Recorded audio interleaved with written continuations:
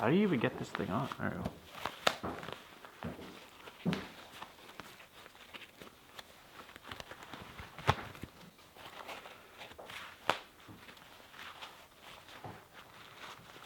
Oh man. Oh, safety eventually. Something you don't screw around with is drywall dust.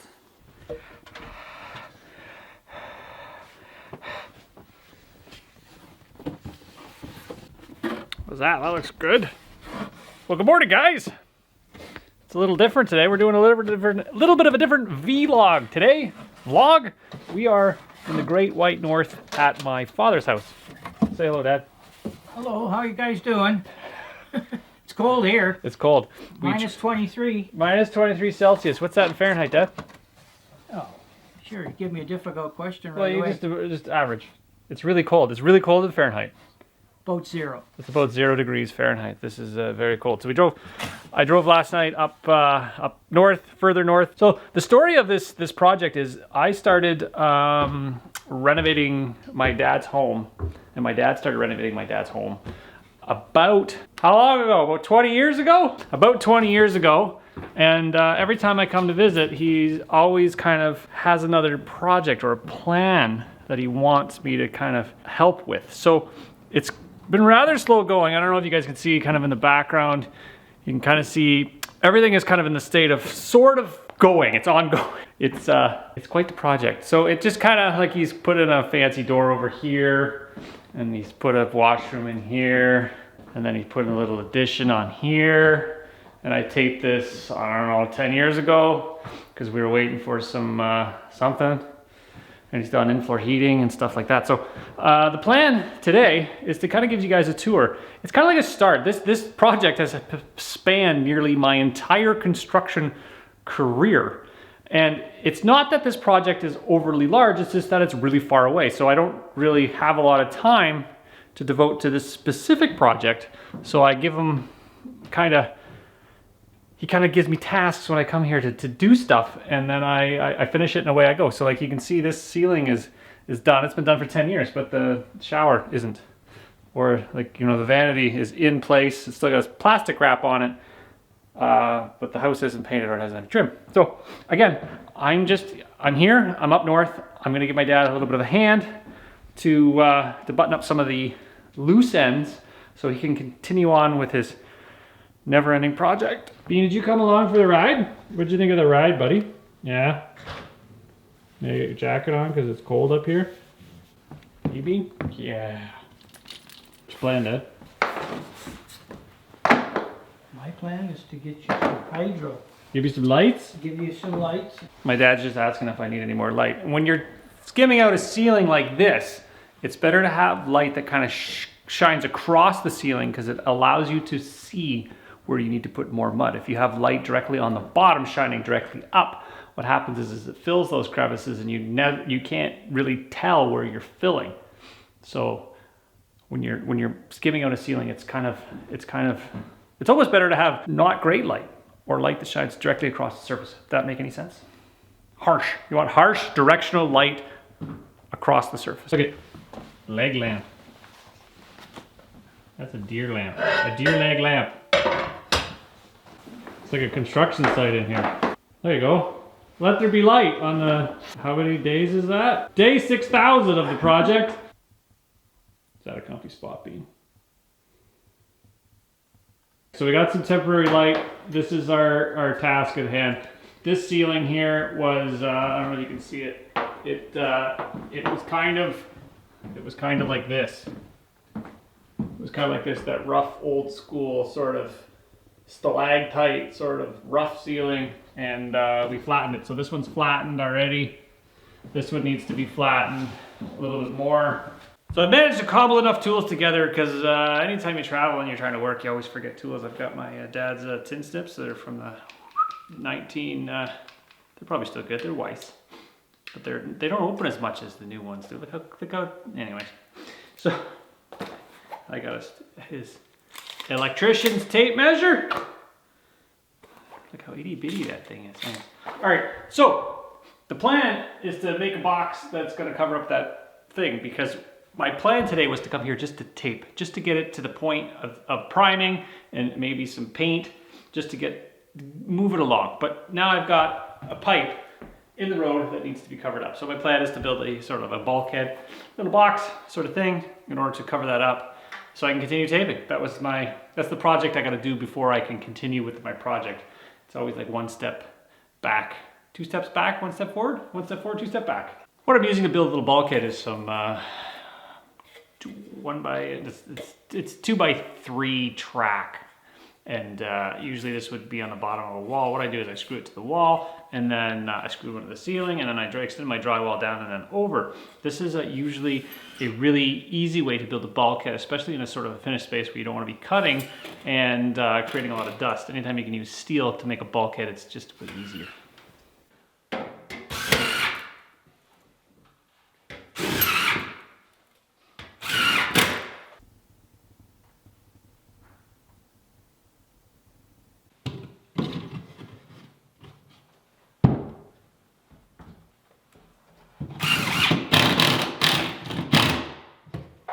Anytime I'm doing a patch or even corner bead or new drywall to old drywall, I like to pre-fill the joints if there's a really big joint. So what I'm using is some sheetrock 45, and this comes in powder form. It's chemical drying. It dries really, well, 45 minutes for drying, but it allows you to fill in the big gaps. Like if you're just gonna use drywall compound, it'll take forever to dry. So this is kind of the thing you just do preemptively. It gives you a better joint, I think.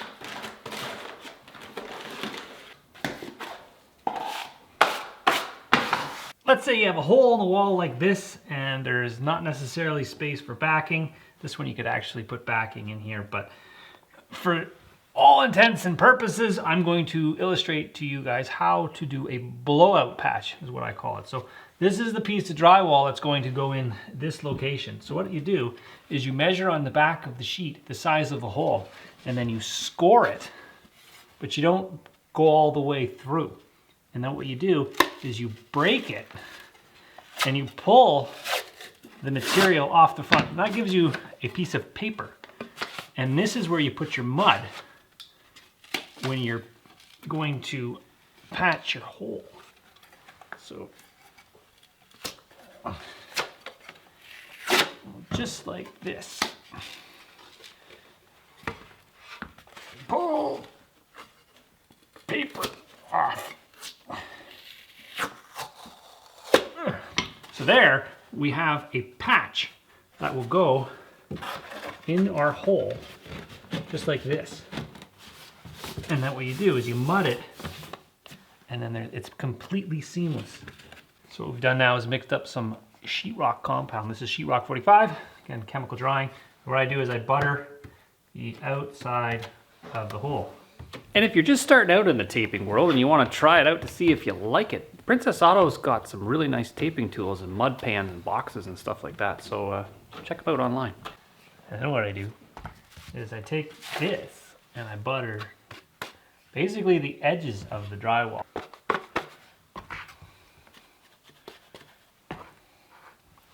little bit more there. And we squish it in to the mud. I take your trowel.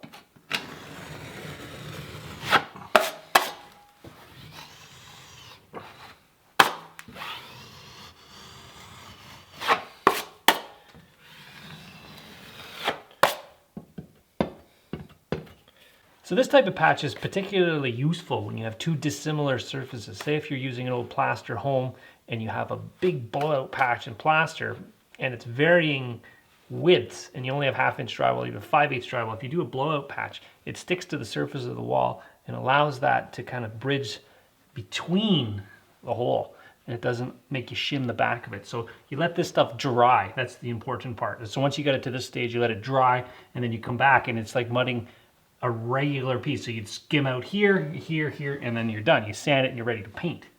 That's the really cool thing about this. You don't need any screws. Even if it's pre-mixed mud, I always like to add a little bit of water to it in order to give it that smooth consistency, especially when I'm skimming anything out. I want it to be a little bit thinner than it comes in the bucket. So as a Canadian, I like a medium-sized coffee cup, and I'll add about a medium size worth of water, and then you give it a spin.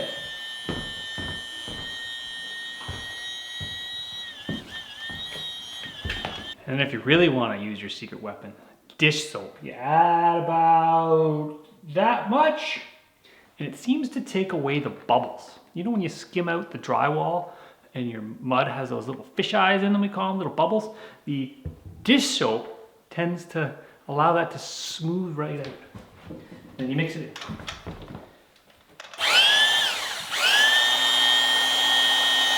in. Dad, I got it all mixed up for you. Ready to mud? Not really, Kev. Why not? Well, if I mud, you'll be doing lots of sanding. Well, you could learn how to sand after you're done mudding. No, I'm not into that, Kev. Sorry.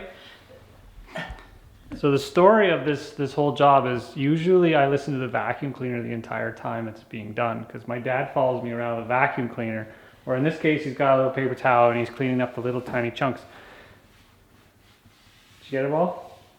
I just make messes. I'm pretty close, yeah. I've been doing messes my entire life, just making messes, and my parents have been cleaning up after me. So it hasn't changed.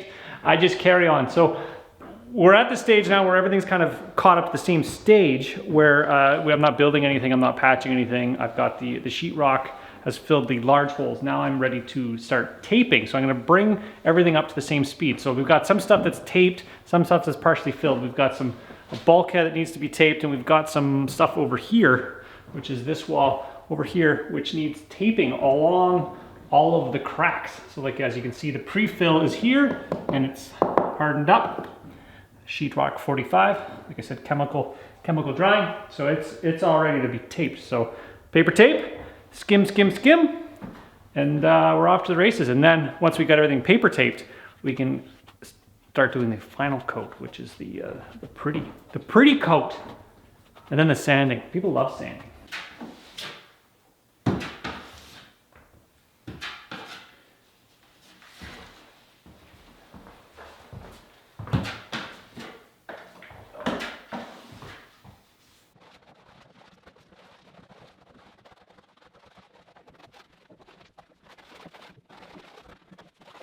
Bean, did you find the most comfy spot in the house? You found the most comfy spot in the house. Right in the sunshine. Gotta learn from Bean. Lay in the sunshine. Alright, to start day 2, figured to give you guys a little bit of a tour of some of the stuff I've already built in this house. And this is one of the first tray ceilings I have ever made. I probably made it about 20 years ago. Well, the original problem with this ceiling was that it had those like stalactites dangling down, and I thought of a creative solution to kind of make them flat. And this is what I came up with, kind of give it a little bit more detail in the entranceway. Ultimately, the plan was to put a ceiling fan in the middle of it, and I think I finished it about 20 years ago. Painted it, finished it, said, okay, put a ceiling fan, and it's all set. So this thing has been sitting ready to go for 20 years. So, and again, this thing was kind of like sketched out on this little side here. Here's my plan. And away I go. Built it like that. It's kind of like bringing commercial construction into the residential realm, sort of say. So that's kind of what I specialized in when I used to do a lot of residential construction, was that sort of that style. And what's really cool about a renovation that starts 20 years ago and doesn't actually finish is that nothing gets outdated, because nothing's really done. So yeah, there's a tray ceiling. That's one of the fancy ceilings I've done in this house. Again, I was starting from the top and working my way down. But anyways, ongoing. We're gonna mud some more ceilings.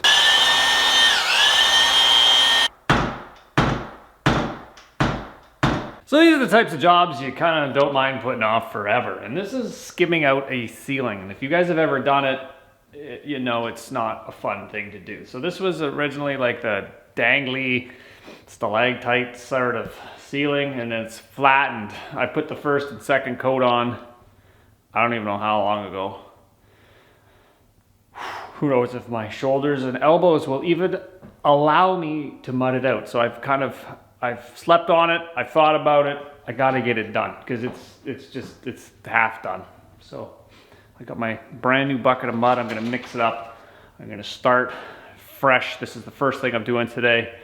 Hopefully it's not the last. So So yeah, it'll be fun to watch. In order to skim out the ceiling flat, I start at one end and pull my mud towards the middle, and then I turn around and go the opposite way, finishing where I started, to always keep myself a fresh, wet line of mud in order to keep it flat. Now, if you're going to try this at home, well, I just recommend re-drywalling the entire ceiling. This way of flattening a ceiling is labor-intensive, costly, and requires a fair amount of skill to do. And in hindsight, I would just simply re-drywall with another layer of drywall over the existing ceiling if you don't want to take it down, or take it down and put another layer of drywall up. But that being said, this was started nearly 20 years ago, and it was skimmed already 3 or 4 times. So at this stage of the game, it's kind of like the old school plaster way. So we're gonna finish it that way and learn from your mistakes. Whew, that was hard to do. When skimming out your drywall joints, what I like to do after I've got my primary and secondary coat of mud is I take my wide trowel and I go along the joints and I knock all of the chunks off. No need to sand at this point. You're just trying to remove the ridges.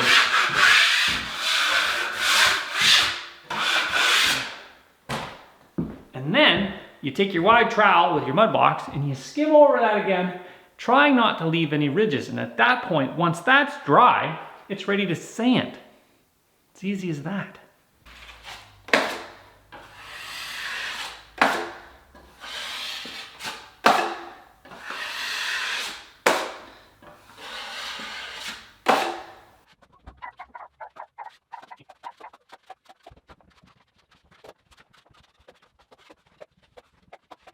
All right, boys and girls and the whole internet, this is the start of day 3. Sanding day. So spent the last 2 days. Where were you yesterday? Hockey. And my dad decided to go and watch some hockey as opposed to mud. This is why it's taken you 20 years, Dad. I know, these things happen. Anyways, the nephews were playing hockey, so... Life goes on. That's right, but hockey is priority as opposed to drywalling. So I mudded yesterday and the day before, and today's day 3, so we're just about ready to get sanding. So I've got it all plasticed off, because if you know anything about drywall sanding, it'll get into like a pair of folded pants in your back closet if you're not careful to mitigate the dust. So that's why we're kind of a little bit late today, as we're gonna get coffee. Got to get psyched up to do it, I guess, eh? Well, yeah, because sanding drywall sucks. That's what you're gonna do it, right? That's why I'm not doing it. Yeah. Well, you can learn. You got to learn from sanding. Okay. I feel like an apprentice again. Sanding? If Well- I was to sand. That's right. Bean, you want to sand? Hey, what do you think? Paying attention to what's outside. Eh? You should talk about that behind me. See that right there? You guys can. I'm pointing at it. The kitchen, the ceiling. How long ago was that ceiling done? Oh, that's got to be 20 years ago? I don't think it was 20. I think it was like 15 or something. 15 like or so. Okay. So if you guys are like, if you look at that ceiling over there, you can see that it looks eerily similar to the cube ceiling, and it was the first of that sort of design. He's got the prototype right there, and it's been there for 15, Yeah, 50. It's got to be 15. 15 years. or 20 years. So it's got glow, so it gives you ambient kind of glow at nighttime. And it's got pot lights all in it, and it doesn't have a center fixture yet. It needs a ceiling fan. There should be a ceiling fan in there to kind of give it like a whirly bird sort of look to it. Yeah, that's where that ceiling started from. That tray sort of look. It's aged well. It's timeless. It's not even done yet. It's timeless, yeah, you're right about that. It's timeless. We're having coffee, and then we're gonna start sanding, and then maybe I'm not bringing my camera into the sanding dust, so maybe I'll give you a tour of it when it's done. It'll be ready for paint, and I'll give you some tours of some other ceilings that I've done in this house that are they're done, but everything else needs to be done. So we're working on it, right, Bean?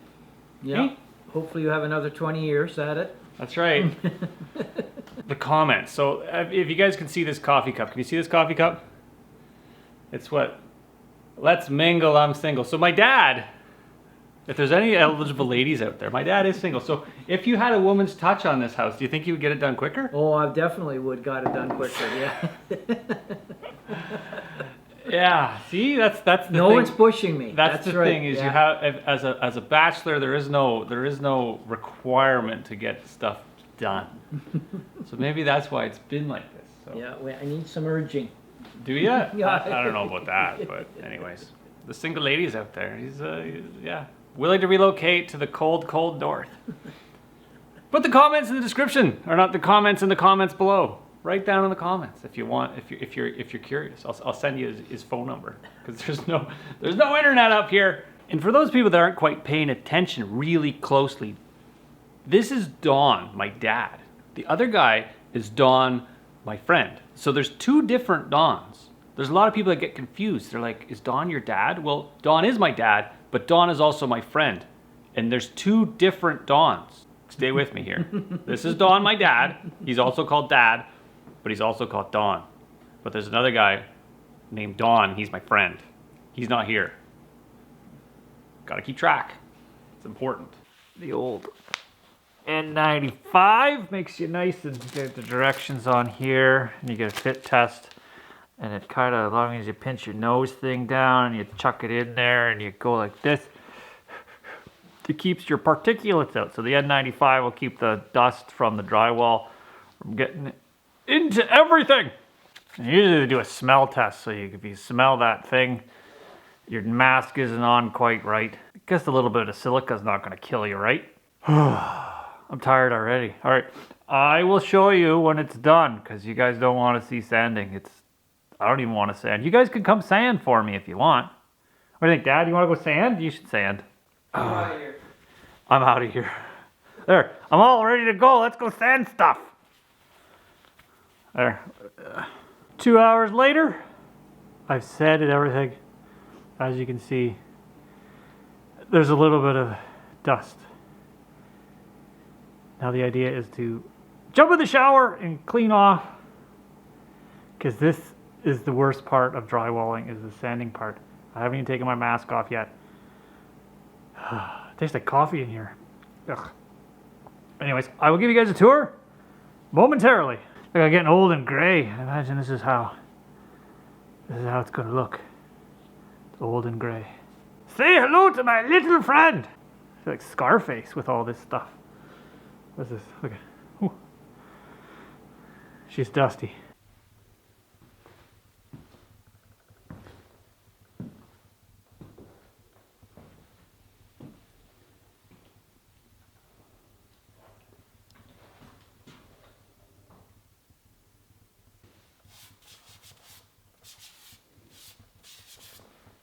Giving you guys a little bit of a tour of this washroom. This washroom was dark. It had one light bulb in the middle of it, and my dad asked if I could kind of give him a hand with making it a little bit brighter. So, anyways, when you're in Northern Ontario, especially, it's not a great idea to poke holes in the ceiling. What it does is it breaks a hole through the vapor barrier, and then you've got more stuff in the attic. The insulation in the attics in Northern Ontario is like 3 feet thick. It's like R50 or 60. So anytime you can avoid getting up into the attic is a good idea. So what I do is I end up making bulkheads that sit down below the vapor barrier, the attic surface, and that allows you to actually put lights in the living space and not breach your building envelope, so to say. So that was the plan in here, was to make sort of a wavy, curvy bulkhead and then add some lights to it. And so that makes a really bright washroom. So, and then above the tub, there's another little bit of a detail up there. And again, this was all done many years ago. But we're getting there, you know? Oh, I want to point out this vanity. This vanity was milled with trees from not necessarily my property. It was actually before I actually purchased that property. But this stuff is cherry wood that was made into a vanity from trees that I harvested and milled up and then dried, and then we manufactured it. My stepfather actually built this vanity for my dad. Interesting dynamic, but he is a very great woodworker. So he's made the cabinetry for the vanity, or cabinetry for the bathroom, but it's all made out of cherry, which is hand harvested and manufactured ourselves. Look, you got the drawers. Nothing in the drawers. Quiet slides and closers and stuff like that. So it's, again, work in progress. We still got the shrink wrap on it even. Another while you're at it project, sort of while we were doing this build, was the radiant heating system. So throughout this entire house, there is water pipes that are snaked through the floor using a product called Viega board. It's got aluminum on the bottom side, and then it's got plywood on the top side. And what you do is you actually push in little PEX piping, and what that does through a hot water boiler system is it heats the water and then circulates it throughout the floor. So it gives you a very even heat. And every floor in this house is heated, which gives you a very, very even heat. And if ever you're building a house in a cold climate, you have the opportunity to put radiant hot water floors in your floors, do it. It is by far the best way to do it. Even over in Europe, they've been doing it for like hundreds of years. They did it with like smoke and chimneys and stuff like that to get your floor. So anyways, he's kind of in the process of picking floor colors. This one's too dark. This one's sort of interesting. What is that? Acacia. No, you don't want to use that kind of wood. Anyway, so this is, I think he's just kind of picking colors. And again, it's a work in progress. So you get to do the fun part, Dad. Yes, right. This is your favorite part. Yeah. Isn't it cleaning? Clean, yeah. Great stuff. We'll get it through that window. You just cut it up. Throw it out. What do you mean, it's dusty? No. Oh.